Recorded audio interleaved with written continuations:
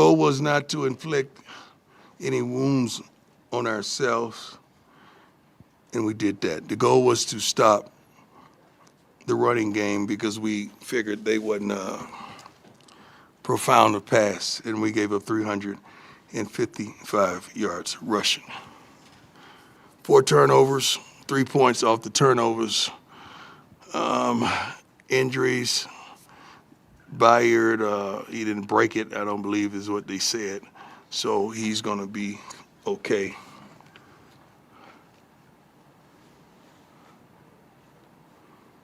Two plays to me changed the whole course of the game, a fumble and explosion right after the fumble. The gentleman who fumbled, that's on me. I put him in the game to try to have a change of pace. Figured he was going to hit it, and he hit it, and he fumbled. It is what it is. Defensively, we got to do much better. We forced turnovers, and offensively, we got to score. Didn't do any of that. Let's go. Adam, you want to start? Sure. Just going back to talking about getting those 4 takeaways defensively, only turning them into 3 points. Is that kind of demoralizing for a defense when I'm not going to say it's demoralizing. It's tough. It's tough to think that we don't have more in the tank to come up with some things to take advantage of those situations, and that's situational football. And we got to be much better than that, and we didn't. We weren't, and we aren't. Leo, go ahead. Coach Leo Veroscova Sports. You talked earlier in the week about trying to get the ball to your playmakers' hands. Right. You struggled to do that outside with your wide receivers. What did you make of the game plan? And I'm not going to say we struggled to do that. Joseph Williams had 12 targets. Omario Miller had 9 targets. Sincere had 5. We threw the ball 38 times. We didn't exactly. We didn't do our jobs. You targeted the right guys, didn't you? Right? Aren't those the playmakers? We didn't do our jobs. Dallin had 69 yards. We rushed for 161 yards. You could win rushing for 161 yards in college football. You can, but we didn't get it done. Ryan Scholes from Route View Report. You guys got a lot of play time from Isaiah Harge tonight, and he had a good game. What was it like watching him do his thing out there tonight? He had a tough game early on, didn't he? He bounced back and stayed steadfast, and he's a competitor. That was his first time in a while playing in the slot, but he's a competitor. And we were thin back there tremendously after Bayard went down. So the guys did what they had to do. I mean, we had a Preston. Hodge played a safety. We had really planned on that, though, but he got an opportunity to play safety. Yeah, but we just got to do better. We got to make plays, man. Ain't no ifs and buts about it. Brian, go ahead. Hey, Coach, a couple questions for you. Dallin and Michael were running the ball well tonight. Yeah. You mentioned change of pace, but what was it you've been seeing out of Ronald Coleman that you thought this is the time to get him? Very explosive. I mean, even the play he was in, he hit it. He hit it. He was free. Nobody touched him. He hit it. He did what we thought he would do. And then the second question is, Julian, obviously he was under pressure a lot tonight. He looked, from the box, maybe a little bit more flustered than the past 2 weeks. Did you see something different out of him today? He wasn't settled. Never got settled. We got to do better. John Treach, 9 News. Coach, you and Kenny Dillingham took over programs in the same conference at the same time. Is part of your evaluation seeing where they are versus where you are right now?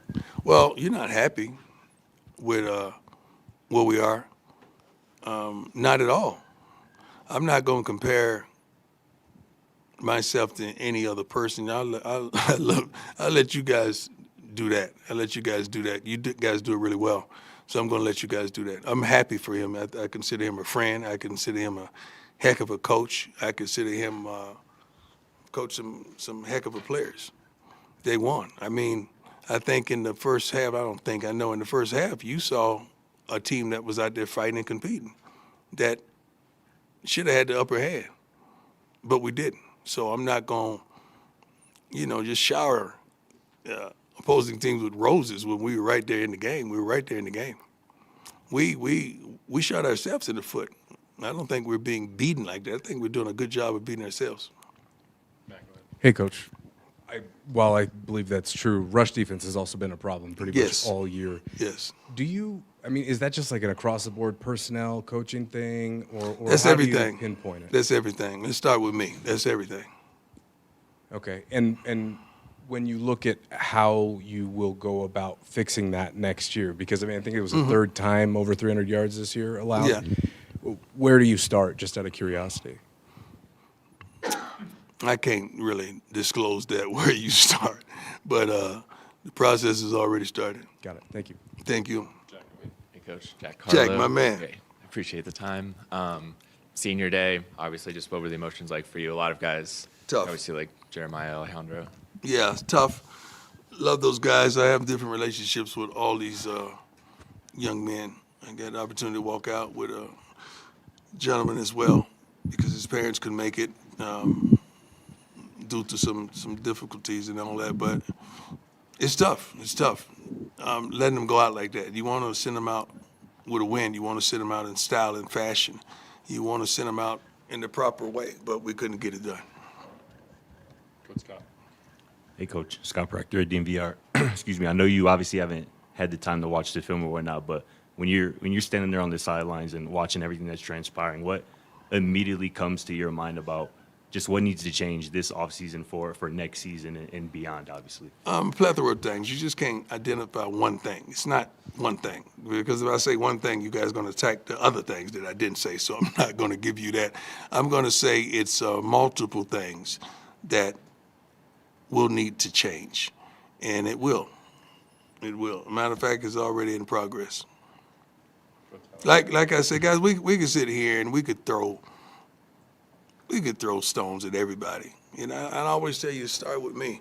But the football team you saw in the first half from us was the football team that we're capable of being. Just the consistency to hold on and continue to be that. That's a whole nother thing. But there's no way you sit up there and say, well, they sitting up there competing against a ranked football team. What's really going on right here with a freshman at quarterback? Hey, Coach Tyler King with the Denver Gazette. You've talked, or at least before the season and throughout the season, about how much better you feel like the depth of this team was. But at some point, did the injuries that you guys have been suffering just kind of mount up at some point? Yeah, but that's no excuse, man. Everybody got injuries, man. Everybody got injuries, so that's no excuse. I'm not going to sit here and say we're not winning because we have half the darn team in the darn training room. No, come on, man. We got to coach better. We got to do better. We got to plan better. We got to be better all the way around. Hey, Coach, just want to follow up on that. I know you don't make excuses for that, but when there's so many injuries like this, do you guys evaluate, like, how are we training, things like that, or is this just one of those things? No, this had nothing to do with the training. It has something to do with the men. We just played a team that didn't have their starting quarterback. And they was missing a few other young men as well, so we're not the only one with an injury. I'm not going to make an excuse for that. We got to do a better job. We compile the roster. We got to do a better job of roster management and so forth because you got to plan for this kind of stuff. Hey, Coach, Leo Verbo Sports. Looking more on the optimistic side of things, was there anything that you took away from the game that you could, maybe hang your hat on or be positive about? I can't hang my hat on that bull junk I just saw. No, like first half was incredible. Like I'm saying, hey man, shoot. Everything they've gotten, we've given them. That's what I'm thinking after the first half. We've given them everything they've gotten. Then we go down and, they score. We got to come back. We go down and get some points. But we just got to do better. We're right there. Didn't fall apart. You're right there. So you could I can't be happy with being close because I expect to win. So there's no consolation prizes in football, man. You can't be happy with just because you're in the game. You're supposed to be winning the game. I'm not built like that, man. I want to win. I don't want to be close to make y'all feel better, make the fans feel better. I don't want to be close. I want to win. Coach Liam Howard, Scope of Sports. You mentioned it briefly, but just walking out with Zarian before the game and even with his parents not being able to be there, what did that sort of mean for you and for him as well? Well, it means a lot to me because I love him like he's a son. I love a lot of those young men. Unfortunately, they had their parents there. I make sure I met all the parents and everyone and shook their hands when they were assuming the lines to go out. But that's a touching moment, man. You got to understand, like, it's one more game, but you got some of these young men, they'll never play here again. I think that's why I called timeout at the end of the darn game, and, I got cold in. that may be it forever. So you got to consider that stuff and be thoughtful of these young men that chose us, that gave their careers over to us to allow us to mold them and teach them how to be not just a football player but a man. So I got a lot of respect for them for choosing us. I really do. Coach, you mentioned the lack of points off of the turnovers tonight. Yeah. Is that just frustration for you boiling over the sideline, just a lack of urgency or killer instinct? What are you seeing when the team isn't able to capitalize on turnovers? I see a multitude of things, man. I can't just I could give you a list and alphabetize. Is that right? How do you say that word? Say it? Alphabetize. I could alphabetize it for you, but I don't want to do so right now. It's so many things that you could hang your hat on and you could say, well, we got to do this, got to do that, got to do this, got to do this better. You saw it. I mean, I know some of you probably were surprised that we were where we were in the first half, and we should have been even farther than that with the turnovers that we had. We should have increased the lead. Hey, Coach. Bill Weissop with the Independent. Although Marion only had 3 catches today, he had his 8th touchdown and already his 4th thrown from Juju. Right. So what type of connection and really potential do you see out of those two? They're wonderful. I tease Marion every day. It's like, I don't know how you do it. I always mess with him because, he's not a 4-3 guy, but he knows how to run routes. He knows how to use his leverage. He knows how to get off the jam. He knows how to place his body. If he has a step, normally he makes the catch. The kid could play. He could play. And they will have a connection. And prayerfully that stands. You've spoken a lot tonight and the last 3 or so weeks about this team's struggles with consistency. From your eyes, is there a primary reason why this team has struggled with consistency? That's tough to just identify because all of the things that you would like done, they're being done.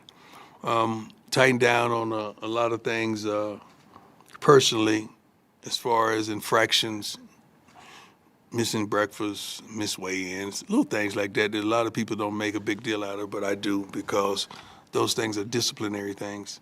And I'm looking in the first half, I think we only had 2 penalties, but we end up with a Soul Train line of penalties. That don't make sense when you're that consistent in the first half and you're not disabling and disarming yourself. And that's one of the things that was one of the keys to victory. Don't beat yourself. But when you come back, and I think we had one gentleman with 45 yards worth of penalties, that don't make sense. We can't win like that. Matt. Coach, just a couple things for you. Was curious about the approach after the turnover that you generated when Sims kind of just, I don't know, fumbled it or threw it. I'm not sure what happened. There was a 3rd and 2, and there was a pass called there from like the 3, and then Julian got sacked. Yeah. Was that the approach you were trying to take there? We was trying to score. Okay. That's the approach we was trying to take. Okay. Trying to score a touchdown, to put the game closer, to make sure we're where we want to be. That's always the goal, to score a touchdown. Now, if we get to the point where it's 3rd and more than 10 or something like that, I always say it's model time. Don't mess up model time because we're going to get to 3. He's going to make it, so don't mess that up.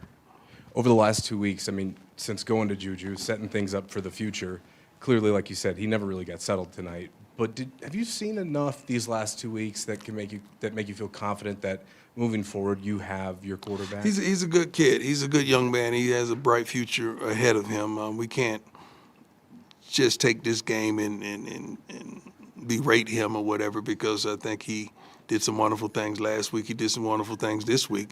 But you got to understand he's a freshman playing against a really good football team, and we just got to do better. Capitalizing on certain downs. I mean, we like we said, we gave them turnovers, man. We gave the offense turnovers, and we got to do a better job of getting down the field. We had over 100 yards rushing. That's what you want, $161. But we 19 for 38 throwing the football, sacked 4 times. A couple of those were, we got to get it out. We got to get the ball out as well. Jake Chowsko, Buff Sports. You have a big decision with the Julian Lewis red shirt next game. Any plans? No, ain't nobody. These kids ain't thinking about red shirting these days, man. They think about being 3 and done. They want to go pro. They want to play. That would be, if they came to me and they wanted that, I would oblige them. But I don't know if they're the kind of family that wants that. I think they want to play and attain experience. I really do. Scott. Hey, Coach, you guys had a handful of recruits in the building tonight. Some guys committed to you guys already, some guys committed elsewhere or not. How do you or would you kind of just reassure those guys that this is still the place for them? Well, You they guys are know gonna what get time things it right. is, man. They know what time it is. It ain't like these recruits are crazy. Guys want to play. They want to come and play. So if they see opportunity, like I said before, dogs see opportunity, they want to play. They say, I know. I remember going to Georgia and seeing Georgia Tech beat Georgia when I was a senior in high school. And I sat up there, and the head coach, I'm not going to call his name, said, once you redshirt a year, you're going to be phenomenal. I said, after what I just saw, I can play right now. I can start for you right now. But just mentioning the red shirt threw me off. So I took him off the list and I went elsewhere. But a lot of the young men see opportunity and they want to go and play. So I'm happy with that. And, sometimes you make a big deal out of the guys that decommit. You ever track them and see what they do with their careers? Why don't y'all start doing that and just see how this stuff plays out? You don't want that to happen, but sometimes it's not like you think. Sometimes it may not be a decommit. It may be no, we good. Like sometimes it's like that, but we just let it ride because we don't want to insult the young men. All right, last one, Brian. Coach, it's hard to maybe single out one guy on the defense who gives up 42 points, but Sean Myers the last couple of weeks has been balling and making some big-time plays for you guys, and a guy that sat most of the year. Are you seeing something out of him that like he's kind of making the most of his opportunity these last few weeks? He's playing good. Yeah. Anything else for Coach? Go ahead. You watching no film, huh? None. I got one more, Coach. Sorry. You watching no film. One more. Hey, Coach. got one more for you. Real No quick. problem. ASU had that fake punt, kind of the same thing Yeah. happened against Utah, and they had almost one more trick play work. Do you think there's maybe like a reason why defense is susceptible to those, even though We had the whole defense out there, except for one guy. I knew that was coming. I left the defense out there. We got to do better. I got to prepare them better. We got to do a better job. We thought we were prepared, but we weren't. I thought we were. I thought we was in the proper call, the proper defense, and they still were successful. Normally when that stuff happens, it's hard to come back on it, but we did a good job of staying in the game and should have did better. I'm sitting up here, I'm tired of singing the same old darn song to you. I really am. By the way, happy birthday to Peggy, and what Rick and everyone did for Coach Mack last night was unbelievable. The statue was darn believable. I wish it was right in the center of darn campus, though. I really do. But unbelievable moment with the former players that were up under his coaching, and it was just a wonderful moment. I'm gonna end on this. I wish we could have sent the seniors out in their last home game, and thank you to the fan base, to the fans. I think they're out for break, and they still showed up in great fashion. So God bless the fan base. We're going to get it together. We're going to get it right. God bless.